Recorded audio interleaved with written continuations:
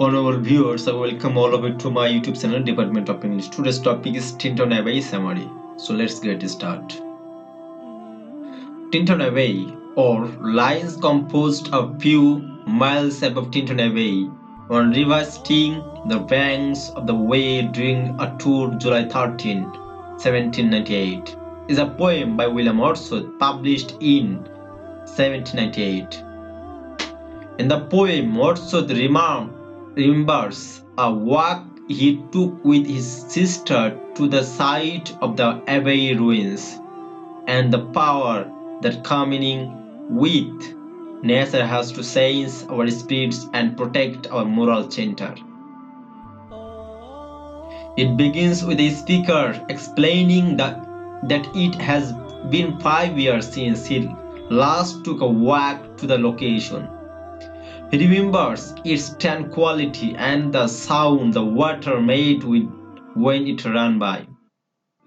He describes the objects as he remembers them, the lofty cliffs that inspire a sense of deep seclusion and the sycamore tree that he leaned against.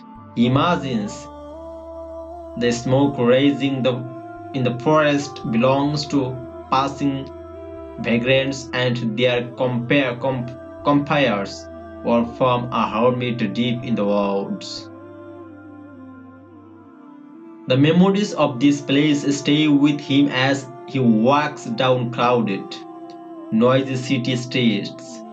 These memories offer a fond sensation of peace. They affect his future deeds even when he doesn't realize it. He feels that his experience in this secluded place made him a kinder, more loving person.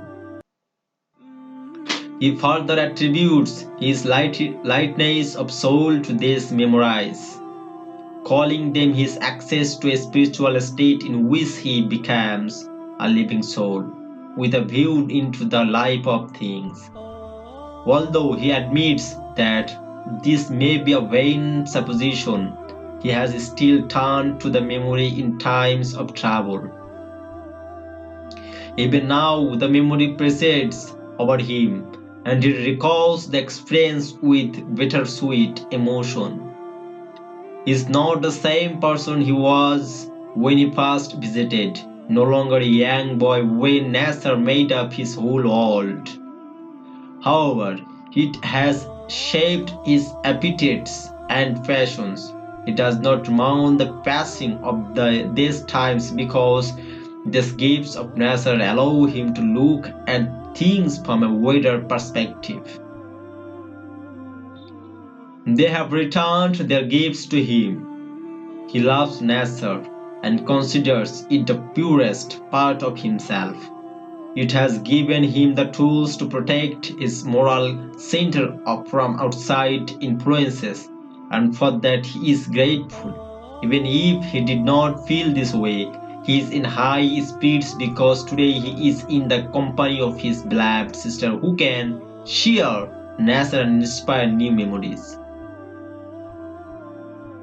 He asks that will the natural elements shine on her favorably so that in future years when she is sad or fretful, she may return again and again to this moment and be held. Even if he is dead, she might recall their time together on this day fondly. The power of nature renders the mind impervious to any evil or frightful influence.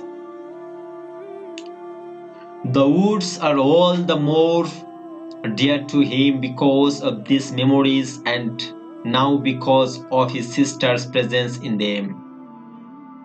The memory of pure communion with nature works on the mind even when a child turns into an adult. And this theme is an important one that runs through most of Wordsworth's work. The poem is the first to lay out his belief in this. The subject of memory and its influence on our later life is one that also revisited often. The major theme of the benefits of nature is one examined throughout the period of Romanticism, a period known for a fascination with major themes of life, existence, and experience. For also humans are innately noble of spirit, and this is corrupted the future, the further away we are from the powerful influence of nature. Artificial conditions and the pain of city life cause people to become selfish and immoral compared to the experiences of those who spend regular time in the quiet seclusion of nature. Another theme is the power of memory. Wordsworth believed in the transformative powers of the human mind and that humans are equally capable of healing their suffering through the power of their thoughts. Childhood is also an important idea in this and many other Wordsworth poems. For him, childhood is a magical time full of light and innocence. It is our experiences in this stage of our lives that gives us the tools we need to live moral lives and as adults. Children develop a deep bond with nature, so much so that they seem to be part of it. He believed that children had access to a secret divine world that allowed them to reap the full benefit of their time with nature. In contrast, the harshness of the adult world, described in lines about the fretful, noisy nature of critics, noisy nature of cities, can have no mark on the adult experiencing them if he or she has adequate memory of time spent in nature in childhood.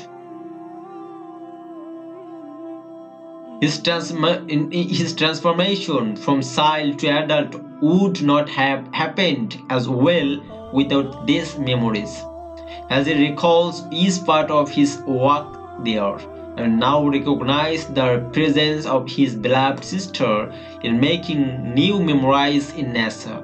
We are reminded that nature is a powerful force that can shape our spiritual life into one that easily communes with the divine. So that's all about Tintern Abbey. For the timing, thanks for patience hearing. Bye bye.